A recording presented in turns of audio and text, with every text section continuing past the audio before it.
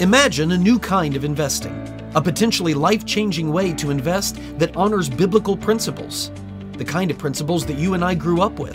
Since 1994, Timothy Plan has made biblically responsible investing possible, offering mutual funds and ETFs that are filtered for biblical principles. Don't compromise your values. Invest with Timothy Plan. Ask your financial advisor or call Timothy Plan at 1-800-TIM-PLAN. Again, that's 1-800-846-7526 and discover what it means to be a biblically responsible investor. Investing involves risk, including possible loss of principal. Before investing, carefully consider a fund's investment objective, risks, charges, and expenses contained in the prospectus available at timothyplan.com. Read carefully before investing. Mutual funds distributed by Timothy Partners Ltd. and ETFs distributed by Foreside Fund Services LLC. As a paid testimonial, there is no guarantee of future performance and each experience will differ. Well, hello there. Welcome to the final, that is the last MemoPod that will ever exist. At least that's the plan right now. The last MemoPod of all time. This is not the last podcast that we're going to do. We're just transitioning back to an old name. It's going to be a new format. The Heckfire podcast is going to relaunch next week. It's now completely under my control.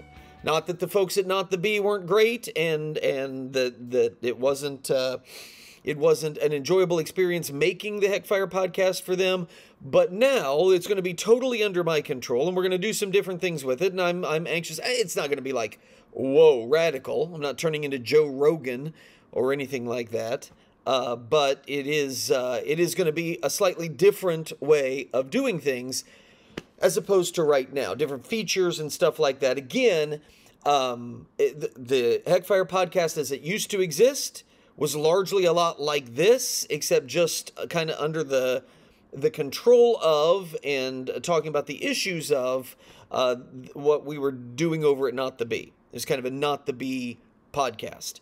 And so this was just me, man. It's just going to be me. I'm excited about it. I have the rights to my name, so we'll be able to relaunch it. But anyway, so what I'm saying is you have tuned in, and those of you who are paid subscribers, you know this, because I hinted at that last week. I had every intention of it being a full MemoPod last week, but then it got late, and I had to catch a plane because I was going to Pennsylvania, and which, by the way, let me talk about that in 1 second. But so I was going to Pennsylvania, and so I was only able to record enough to make it a paid subscriber podcast, MemoPod, last week. And so if you were free subscribers, I didn't get my head caught in the microwave or anything.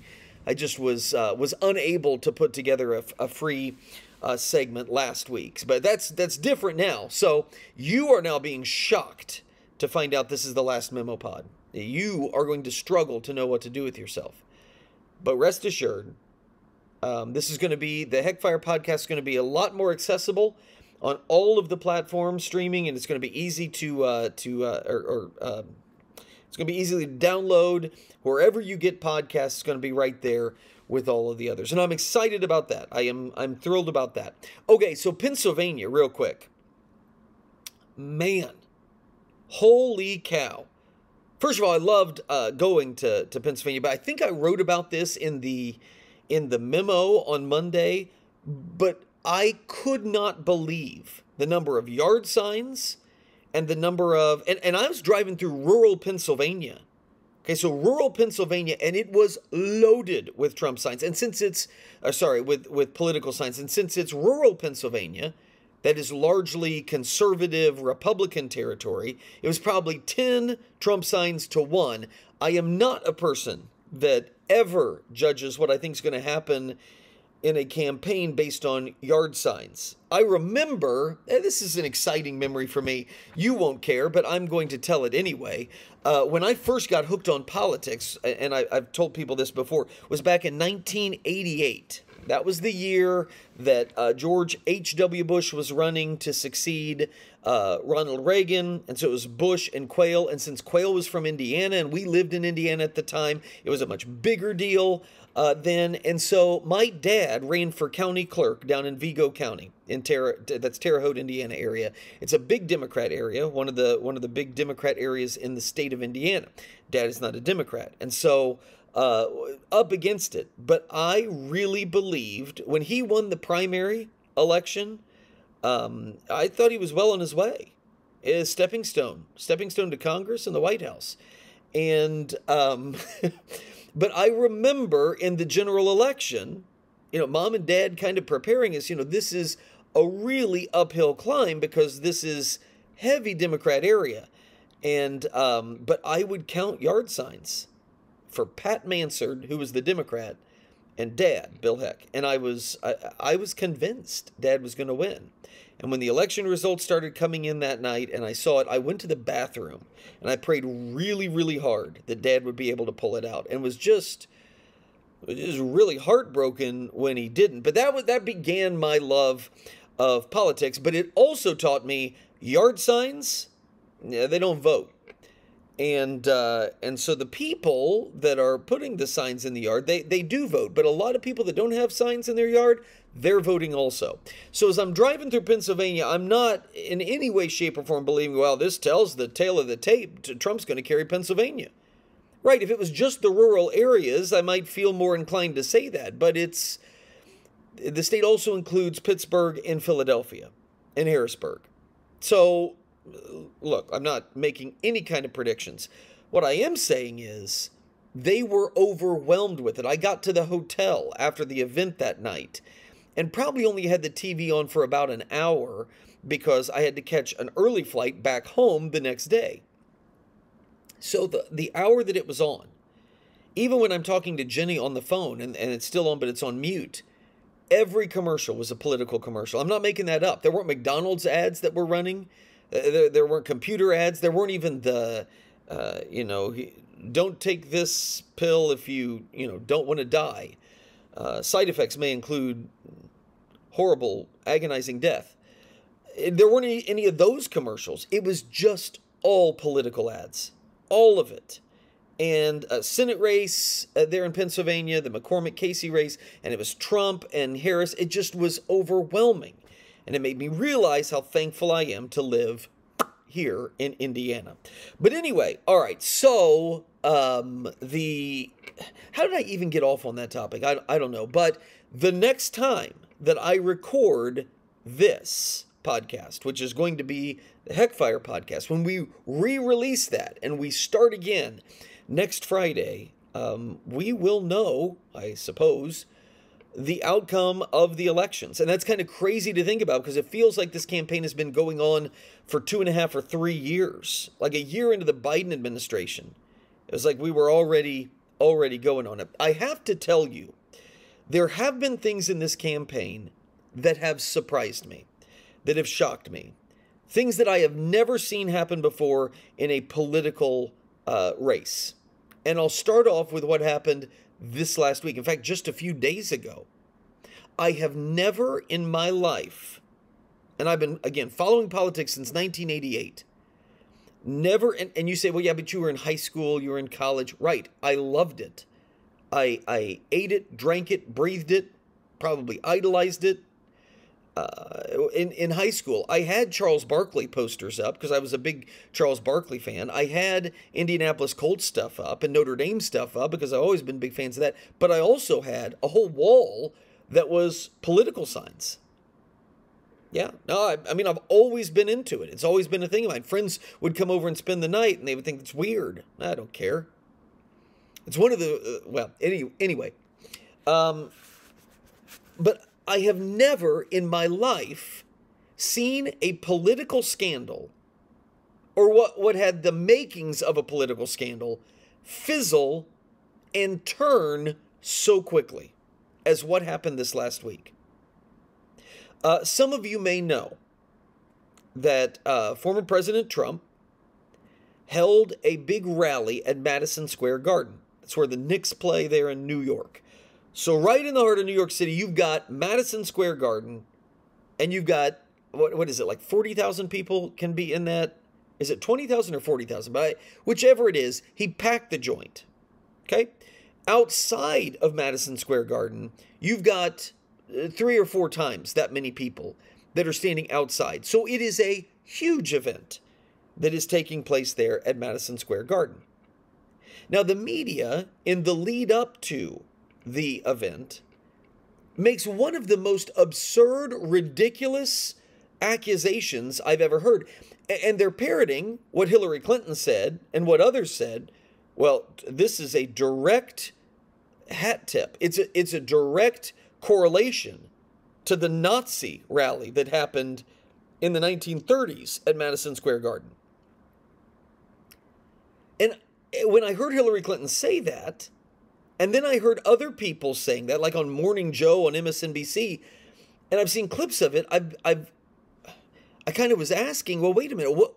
Just because he's having an event in Madison Square Garden, when the Knicks play at Madison Square Garden, is that a hat tip to the Nazis?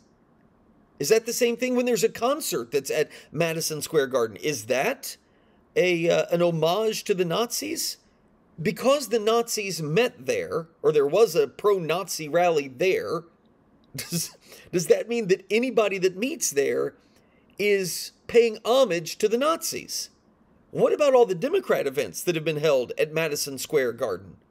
I don't know this. I'm just assuming that there may well have been a Democratic convention that was held there between when the Nazis were there and now. Maybe not.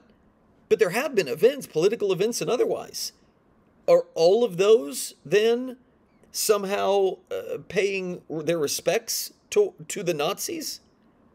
It was one of the weirdest things and seemingly one of the most desperate things to say that because Trump is having a rally there, that ties him to the Nazis.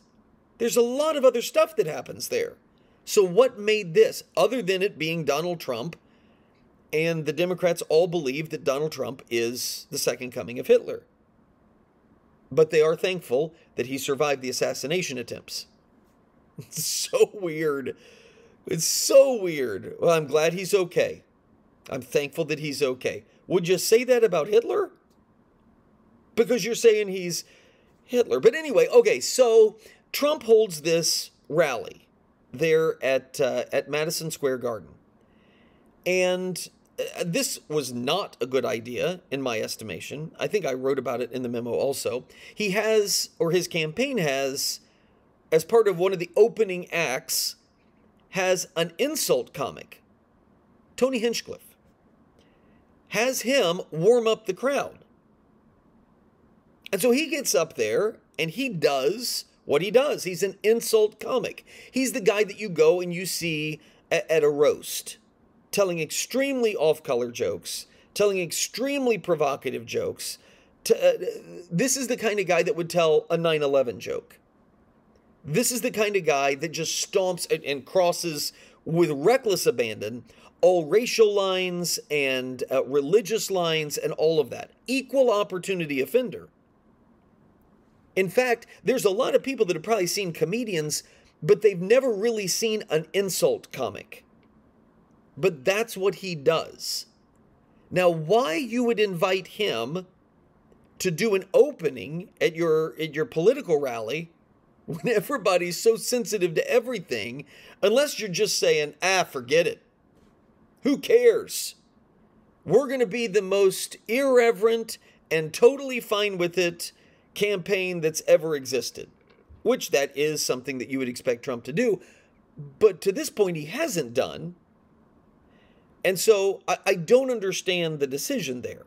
But so Hinchcliffe gets up there and he tells, well, I'll roll the joke for you that really got people worked into a lather. Here was the joke. There's a lot going on. Like, I don't know if you guys know this, but there's literally a floating island of garbage in the middle of the ocean right now. Yeah. I think it's called Puerto Rico. Okay, so calling the island of Puerto Rico floating island of garbage. To me, it's not difficult at all to make the correlation that he's calling what is there on the island, which would include the people and the businesses and the entire way of life of Puerto Rico, calling it garbage. Now, again, an insult comic. So he's insulting the people of Puerto Rico. Again, why you would want a guy, when you're trying to win votes, to stand up and insult a bunch of people? Again, I don't make sense out of that. I don't understand that. I don't know who's running the Trump campaign that thinks that's a good idea. Regardless, that doesn't really matter. he gets up and tells this joke. And now, remember where the media was. The media was telling us that this entire rally was a hat tip to the Nazis and their racist, backwards, bigoted views. Okay, then you have a guy get up and tell a joke that a lot of people are going to find racist. Oh, a lot of people who do understand who insult comics are, but who want to score political points, are going to seize on that. And then a bunch of people that don't know what an insult comic is that are going to sit there and say, I can't believe he just said that. I don't understand the reason that you have him do it, but that's the way the reaction started.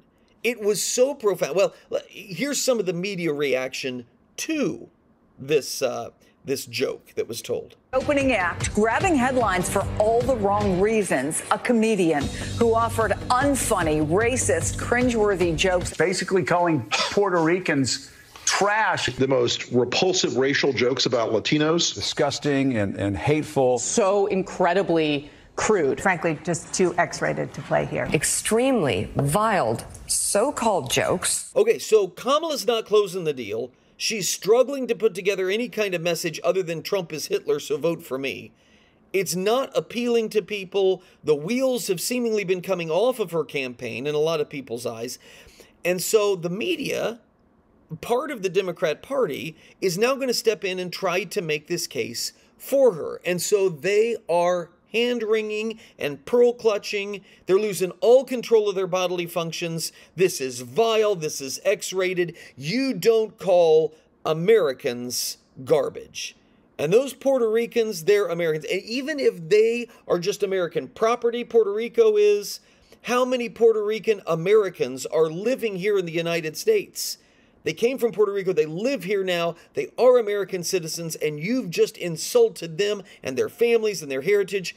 This full court press from the media, for at least like 24 hours, was so profound that the Trump campaign came out and issued a distancing statement, saying, look, the views of Mr. Hinchcliffe, they don't represent the views of the Trump campaign.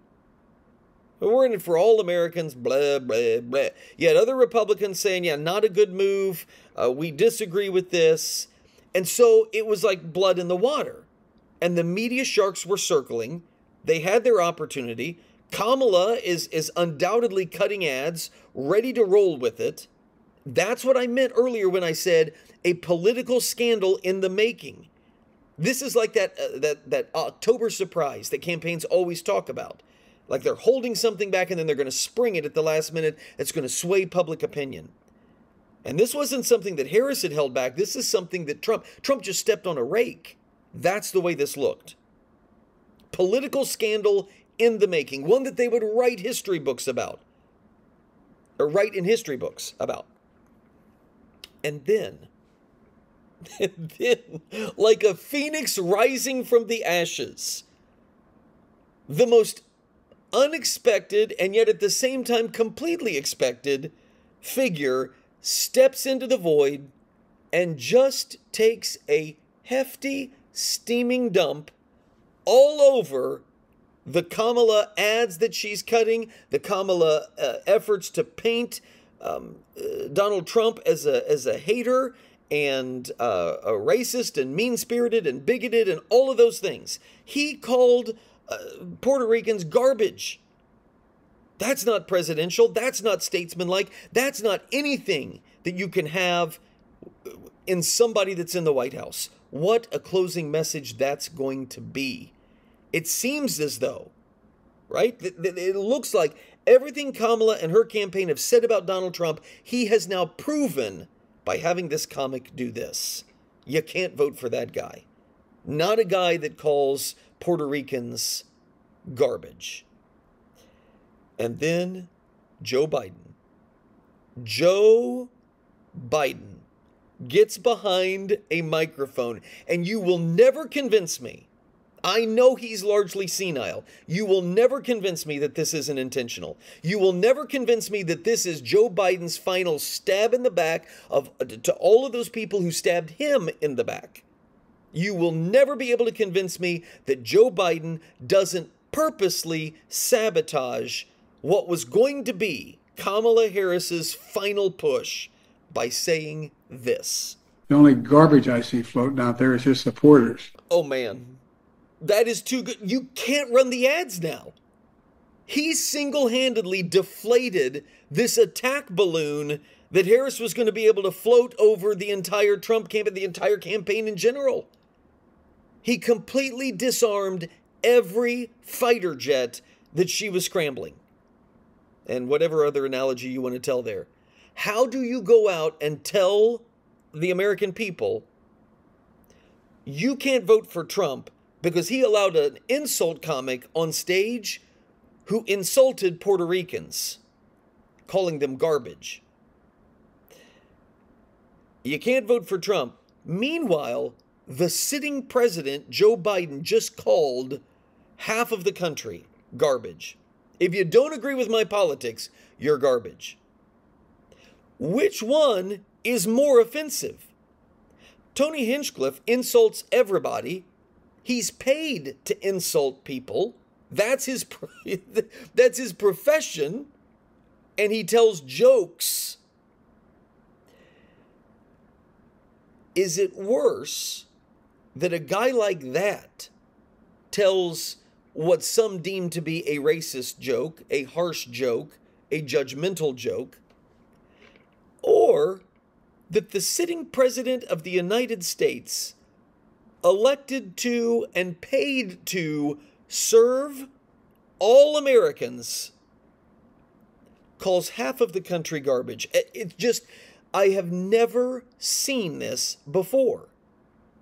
Everything was going in Kamala's direction with this issue, and Joe Biden, in one moment, completely deflated that balloon. Just completely takes that line of attack away. How does Harris say you can't elect Donald Trump to be president because presidents don't allow people to talk like that, when Joe Biden is the president and he's saying those very things about a much larger group of people? It's just amazing how he did that. And by the way, Vinod Khosla, who is one of Kamala Harris's biggest donors, he has doubled down on what Joe Biden said. Let me read to you what he said. Garbage is an understatement for MAGA extremists. Biden suggests Trump supporters are garbage. And Vinod Khosla agrees. Kamala Harris's biggest donor. So here's my question. If you're getting ready to unload on Donald Trump, and your media minions already have unloaded on Donald Trump, saying you've got to come out and you've got to condemn this, you've got to distance yourself, and if you don't, that's a sign you really believe it. How could you ever allow something like that? Is Kamala Harris going to return all of the money that Vinod Khosla has given to her? I mean, doesn't she need to do that, given what the position is? He just called half of the country. He's saying that garbage is an understatement for those people. I have never in my life seen a political scandal turn on a dime like that. What was going to be a great attack ad for Harris now becomes a huge problem for her moving forward. And of course, Donald Trump, who is, whatever you want to say about him and his ability to lead, I have questions in that regard. But his ability to troll people, second to none. That's how he got the nomination to begin with, back in 2016. He effectively trolled all of the other Republicans on stage during the debates. That's how he secured the nomination. So you don't mess with Donald Trump when it comes to trolling. Did you see what he did? He got off of Trump Force One, his airplane, for a campaign swing through Wisconsin, and they picked him up at his airplane. He got off the airplane, picked him up in a garbage truck that had Trump Vance on the side of it. Picked him up in a garbage truck. I don't know. He might have even been wearing the garbage man jumpsuit. He rides out of the airport in a Wisconsin garbage truck. That's what I mean. what was supposed to be this huge liability for him suddenly becomes something that he's going to use against Harris. Now, you can say that this is, you read the tea leaves, this is all breaking in Trump's favor, and that may be the case. That may be what we're all saying after Tuesday. I don't know that to be the case. I really don't. I don't. But I do know that if Harris was going to be banking on this, what seemed to be a major slip-up for the Donald Trump campaign, big mistake, it's gone. It's gone, and now it's a cleanup on aisle 6 that she needs to take care of. It's almost as bad, almost, not quite, it's almost as bad as what her vice presidential choice and his wife are putting her campaign through. I mean, I don't know who ever thought in the vetting process that this guy would be a boon and his wife would be a boon to the campaign. Did you see what Gwen Walls recently said? I'll hit this and then we got to get our break in. Gwen Walls, in an interview, this is the vice presidential nominee, Tim Walz. This is his wife, who's become a more active participant on the campaign trail. Here's what she has to say about Governor Walz, her husband, potential vice president, thinking it was a good idea to put tampons in boys' restrooms in schools. Roll this. You know, if kids are hungry in school, what that does to brain and learning, you're not going to learn to read. So if you're talking about learning to read and closing gaps, then you better take away the barriers for that. If that's tampons, then that's tampons. I don't even know what to say to that. This is such a weird era of American history. I mean, it's an anti-truth era.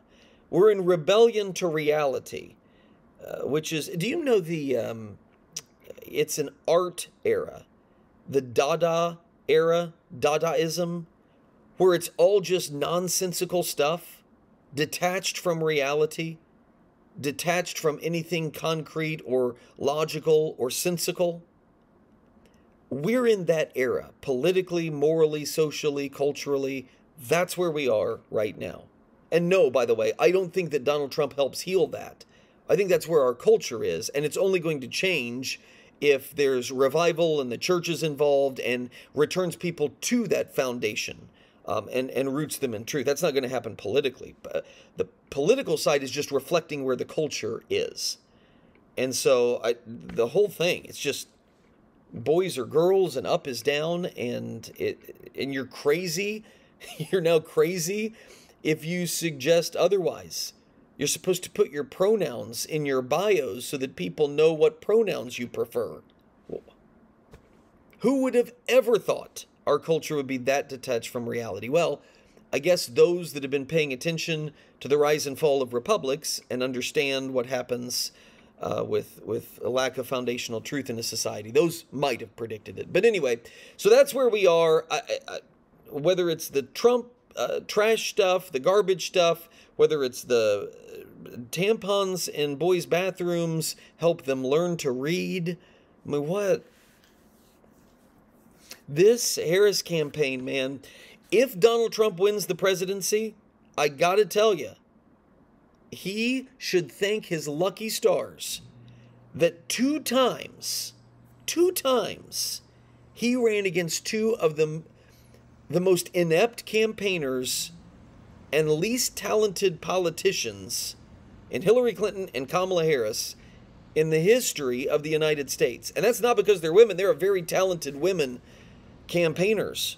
I mean, Kellyanne Conway ran his campaign, Trump's campaign, in 2016. This has nothing to do with gender or sex. It has everything to do with the individuals. Harris and Clinton were terrible candidates. And it may work out to Trump's favor. Maybe not. We'll know after Tuesday. Okay, got to get a break in. When we come back, I do want to say this. As we are hurtling towards the election on Tuesday, the presidential election, I'm going to tell you what I think, and this isn't going to be what you think it is, what I think the most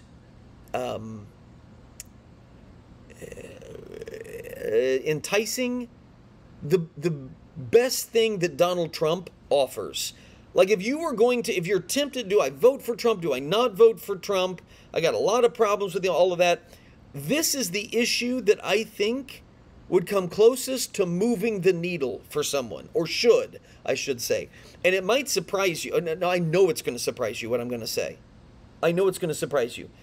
Of all the issues that are out there, the one that I think is the best argument for Donald Trump, is the best reason that a person would vote for him.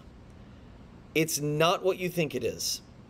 It's not what you think it is, but I think I can make a strong case for it. I'll do that in the second half. Also, I've got some thoughts on the media, the good in the media that I've seen in the last week. There's been a lot of bad over the course of the last couple months, but there's been some good too. Even in mainstream sources, I want to acknowledge that. All right, so that, oh, I almost forgot. We got to throw in one bad thing with the media. If you have not seen what happened on CNN where they banned a contributor, if you have not seen this or heard this, I'll have that in the second half as well. So we're blowing it out here, the second half, the final second half of the MemoPod for paid subscribers only. It's going to come up after the break. So if you are a free subscriber, now is the time. Now is the time to get in. You'll get the second half of today's MemoPod, and then you'll be set for all of the great features of the Heckfire podcast that's coming up starting next week. That's the goal. That's the plan. Next week, the relaunch of the Heckfire podcast. Would love to have you as a paid subscriber. Get on board and get all of the benefits that will come with that, including the second half of today's program, which will happen right after this. The Memo with Peter Heck.